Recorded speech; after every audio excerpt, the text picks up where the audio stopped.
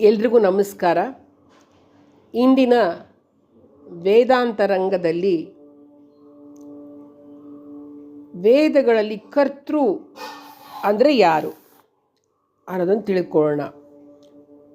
ಸ್ವತಂತ್ರವಾಗಿ ಕರ್ಮಗಳನ್ನು ಮಾಡ್ತಕ್ಕಂಥವನು ಅಂದರೆ ಯಾರ ಅಧೀನದಲ್ಲಿ ಎಲ್ಲ ಸಾಧನಗಳು ಇರುತ್ತವೋ ಅವನೇ ಕರ್ತೃ ಅಂತ.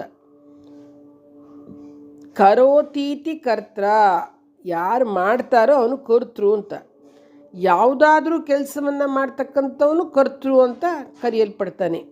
ವೇದ ಕೂಡ ಜೀವಾತ್ಮನನ್ನು ಮಾನವ ಶರೀರ ಧರಿಸಿದ ಮೇಲೆ ಕುರ್ವನ್ನೇವೇಹ ಕರ್ಮಾಣಿ ಜಿಜೀವಿಷೇಚ್ಛತಂ ಸಮಾಹ ಅಂತ. ಅಂದರೆ ಮನುಷ್ಯ ನೀನು 100 ವರ್ಷ ಜೀವಿಸಲಿಕ್ಕೆ ಬಯಸು, ಆದರೆ ಶುಭ ಕರ್ಮಗಳನ್ನು ಮಾಡ್ತಾ ಪರಮಾತ್ಮನು ಮಾನವ ಶರೀರಧಾರಿ ಜೀವಾತ್ಮನಿಗೆ ಕರ್ಮ ಮಾಡ್ತಕ್ಕಂಥ ಸ್ವತಂತ್ರ ಕೊಟ್ಟಿದ್ದಾನೆ. ಅದಕ್ಕೆ ಸ್ವತಂತ್ರವಾಗಿ ಕರ್ಮ ಮಾಡ್ತಕ್ಕಂಥವನೇ ಕರ್ತೃ ಅಂತ ಹೇಳಿದ್ದಾರೆ. ಅಂದರೆ ಅವರ ಅಧೀನದಲ್ಲಿ ಎಲ್ಲ ಸಾಧನಗಳು ಇರುತ್ತೆ. ಈ ಪ್ರಪಂಚದಲ್ಲಿ ಇಬ್ಬರು ಕರ್ತೃಗಳು. ಒಬ್ಬ ಸರ್ವಜಗತಿಯ ಕರ್ತೃ, ಅವನೇ ಭಗವಂತ, ಮತ್ತು ಎರಡನೆಯವನು ಈಶ್ವರನಿಂದ ರಚಿಸಲ್ಪಟ್ಟ ಪಂಚಭೌತಿಕ ರಚನೆಯಿಂದ ತನ್ನ ಕಲೆ ಶ್ರೇಷ್ಠವಾದ ನಿರ್ಮಾಣ ಮಾಡ್ತಕ್ಕಂಥ ಮಾನವ ಶರೀರಧಾರಿ ಜೀವಾತ್ಮ. ಆದ್ದರಿಂದ ಮಹಾಭಾರತದಲ್ಲಿ ಒಂದು ಮಾತಿದೆ, ಏಕೆಂದರೆ ಮಾನವ ಶರೀರಧಾರಿ ಜೀವಾತ್ಮ ಸರ್ವಶ್ರೇಷ್ಠ ಅಂತ ಹೇಳ್ತಾರೆ. ಆದ್ದರಿಂದಲೇ ಉದ್ಧರೇದಾತ್ಮನಾತ್ಮಾನಂ ನಾತ್ಮಾನಂ ಅವಸಾದಯೇತ್ ಆತ್ಮೈವ ಹ್ಯಾತ್ಮನೋ ಬಂಧುರಾತ್ಮೈವ ರಿಪುರಾತ್ಮನಃ. ಅಂದರೆ ಮನುಷ್ಯ, ಮಾನವನೇ, ನೀನು ಇತರರಿಗೆ ಒಳ್ಳೆಯದನ್ನು ಮಾಡು, ಯಾರಿಗೂ ಅವಮಾನ ಮಾಡಬೇಡ. ಯಾಕೆಂದರೆ ಆತ್ಮನೇ ಆತ್ಮನಿಗೆ ಬಂಧು, ಆತ್ಮನೇ ಆತ್ಮನಿಗೆ ಶತ್ರು. ಆದ್ದರಿಂದ ಮಾನವ, ನೀನು ಎಲ್ರಿಗೂ ಒಳ್ಳೆಯದನ್ನು ಮಾಡು. ಮಾನವತೆ ಇದರಲ್ಲೇ ಇದೆ. ಯಾಕೆಂದರೆ ನಿನಗೆ ಕರ್ಮ ಮಾಡ್ತಕ್ಕಂಥ ಪೂರ್ಣ ಸ್ವಾತಂತ್ರ್ಯವನ್ನು ಭಗವಂತ ಕೊಟ್ಟಿದ್ದಾನೆ. ಆ ಕೊಡುಗೆಯನ್ನು ಪೂರ್ಣವಾಗಿ ಉಪಯೋಗಿಸ್ಕೊಳ್ಳೋದು ನಿನ್ನ ಕರ್ತವ್ಯ. ಜೀವಾತ್ಮನಿಗೆ ಕೊಟ್ಟಿರ್ತಕ್ಕಂಥ ಸ್ವಾತಂತ್ರ್ಯದಿಂದ ಮಾನವ ಶರೀರಧಾರಿ ಜೀವಾತ್ಮನ ವಿಶೇಷತೆ ಹೆಚ್ಚಾಗುತ್ತೆ. ಸ್ವಾತಂತ್ರ್ಯದ ಅರ್ಥ ಏನಂದರೆ ಅರ್ಥಪೂರ್ಣ ಸ್ವಾಧೀನತೆ ಅಂತ. ಸ್ವ ತನ್ನ ಆತ್ಮನ ತಂತ್ರಶಾಸನ, ಅಥವಾ ತನ್ನ ಮೇಲೆ ತನ್ನ ಶಾಸನ, ಅಥವಾ ಶರೀರದ ಮೇಲೆ ಜೀವಾತ್ಮನ ಶಾಸನವೇ ಜೀವಾತ್ಮನ ಸ್ವಾತಂತ್ರ್ಯ ಅಂತ ಹೇಳಲಾಗತ್ತೆ. ಸಾಂಸಾರಿಕ ಮಾನವನು ಸ್ವಾತಂತ್ರ್ಯದ ಅರ್ಥ ಸ್ವಚ್ಛಂದ ಅಂದ್ಕೊಂಡ್ಬಿಡ್ತಾನೆ. ಇದು ತಪ್ಪು. ಯಾಕೆಂದರೆ ಸ್ವಚ್ಛಂದತೆಯ ಅರ್ಥ ಮನಸ್ಸೋ ಇಚ್ಛೆ ತಿರುಗ್ತಕ್ಕಂಥದ್ದು ಅಂತ. ಅಲಿಯೋನ್ಗೆ 2 ಸ್ಥಾನ, ಮೊದಲನೇದು ಪೊಲೀಸ್ ಸ್ಟೇಷನ್, ಎರಡನೇದು ಆಸ್ಪತ್ರೆ ಅಂತ. ಏಕೆಂದರೆ ಅಲಿಯೋರೆಲ್ಲ ಇಂಥ ಕೆಲಸಗಳನ್ನೇ ಮಾಡೋದು. ಅವರವರ ಭಾಗ್ಯಕ್ಕೆ ಈ ಒಂದು ಎರಡೇ ಸುರಕ್ಷಿತವಾಗಿರ್ತಕ್ಕಂಥ. ನಿಜವಾಗಿ ನೋಡಬೇಕು ಅಂದರೆ ಸ್ವಾತಂತ್ರ್ಯ ಅಂದರೆ ಬಂಧನ ಅಂತ. ಏಕೆಂದರೆ ಶರೀರದ ಮೇಲೆ ಜೀವಾತ್ಮನನ್ನು ವ್ಯವಸ್ಥೆಗೊಳಿಸೋದಕ್ಕೆ ಪ್ರತಿಯೊಬ್ಬ ಮನುಷ್ಯನೂ ಹೆದರ್ಕೋತಾನೆ, ಮತ್ತು ತನ್ನ ಮನಸ್ಸಿನ ಒಳಗಾಗಿ ನಡೀತಾನೆ, ಮನಸ್ಸಿನಿಂದಲೇ ನಡೆಸಲ್ಪಡ್ತಾನೆ. ಜೀವನಿಗೆ ಸ್ವಾತಂತ್ರ್ಯವಿದೆ, ಆದರೆ ಸಾಮರ್ಥ್ಯಾನುಸಾರವಾಗಿ ಸಾಮರ್ಥ್ಯವಿಲ್ಲದ ಜೀವ ಹೇಗೆ ಮಾಡಬಹುದು ಅಂತಕ್ಕಂಥದ್ದು. ಅಂದರೆ ಈಗ ಜೀವಾತ್ಮನು ಕೆಲಸ ಯಾವುದೇ ಕರ್ಮ ಮಾಡೋದಕ್ಕೆ ಒಂದು ಸ್ವತಂತ್ರನಾಗಿರ್ತಾನೆ. ಫಲ ಅನುಭವಿಸೋದ್ರಲ್ಲಿ ಪರಮೇಶ್ವರನಿಗೆ ಅಧೀನನಾಗಿರ್ತಾನೆ. ಇದು ಸತ್ಯ ಸಿದ್ಧಾಂತ. ಆದರೆ ವಿಚಾರ ಮಾಡಲಿಕ್ಕೆ ನಾನು ಹೇಳ್ತೇನೆ, ಮೊದಲನೇದಾಗಿ ಸಮಸ್ತ ಜೀವರಿಗೆ ಈ ಸಿದ್ಧಾಂತ ಅನ್ವಯವಾಗೋದಿಲ್ಲ. ಯಾಕೆಂದರೆ ಮಾನವ ಶರೀರಧಾರಿ ಜೀವನನ್ನು ಬಿಟ್ಟು ಇತರ ಎಲ್ಲ ಯೋನಿಗಳು ಭೋಗ ಯೋನಿಗಳು. ಕೇವಲ ಮನುಷ್ಯಂಗೆ ಮಾತ್ರ ಕರ್ಮ ಅಂತ.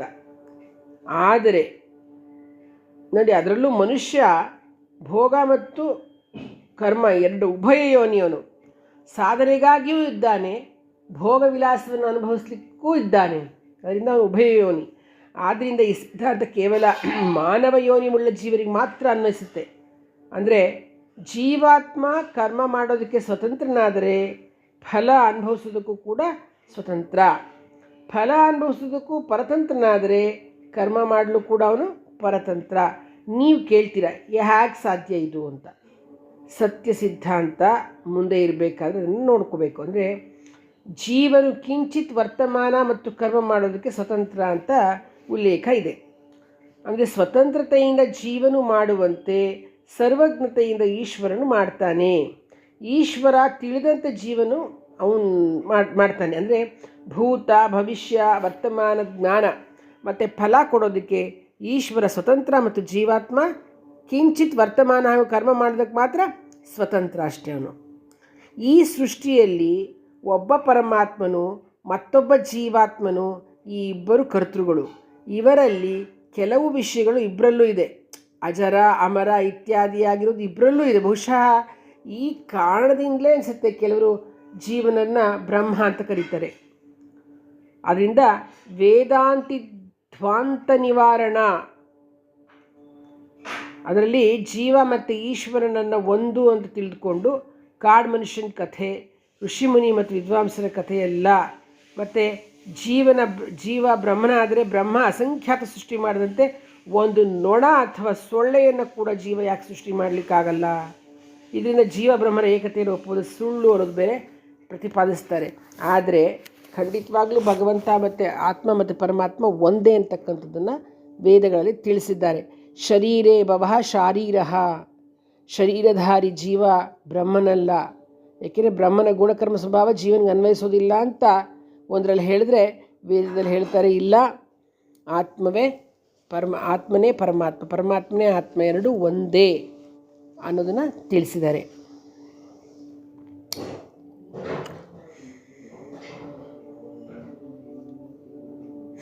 ನಾವು ವ್ಯಕ್ತಿ ಅಂದರೆ ಜೀವ ಅಂದರೆ ಏನು ಅಂದ್ಕೊಂಡ್ಬಿಡ್ತೀವಿ?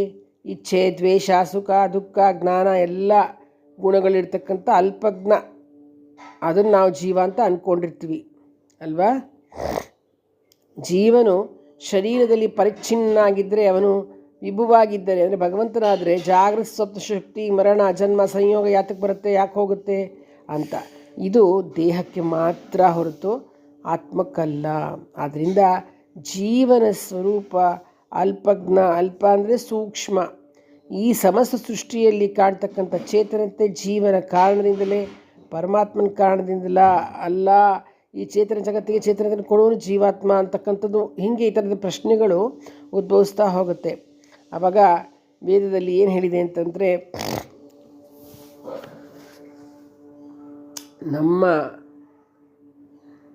ಈ ಒಂದು ಮಿಥ್ಯಾ ಪ್ರಪಂಚದ ಕೆಟ್ಟತನವನ್ನು ಬಿಟ್ಟು ಸುಂದರ ಈಶ್ವರೋಕ್ತ ವೇದ ವಿಹಿತ ಸನ್ಮಾರ್ಗಕ್ಕೆ ಬಂದು ಮನುಷ್ಯರೂಪನಿರ್ತಕ್ಕಂಥ ಜನ್ಮವನ್ನು ಸಫಲಗೊಳಿಸಿ ಧರ್ಮಾರ್ಥ ಕಾಮ ಮೋಕ್ಷ ಚತುರ್ವಿಧ ಫಲಪುರುಷಾರ್ಥಗಳನ್ನು ಪಡೆದು ಆನಂದವನ್ನು ಅನುಭವಿಸ್ಬೇಕು ಅಷ್ಟೇ ಹೊರತು ಈ ರೀತಿಯಾಗಿ ವಾದ ಮಾಡ್ತಕ್ಕಂಥದ್ದಲ್ಲ. ಭಗವಂತ ಸರ್ವತಂತ್ರ ಸ್ವತಂತ್ರ, ಜಗತ್ತಿಗೆ ಕರ್ತೃ. ಅವನು ಸ್ವತಂತ್ರನಾಗಿ ತನ್ನ ಕರ್ಮಗಳನ್ನು ಮಾಡ್ತಾನೆ. ಅಂದರೆ ಅವನ ಅಧೀನದಲ್ಲಿ ಎಲ್ಲ ಸಾಧನಗಳು ಇದೆ.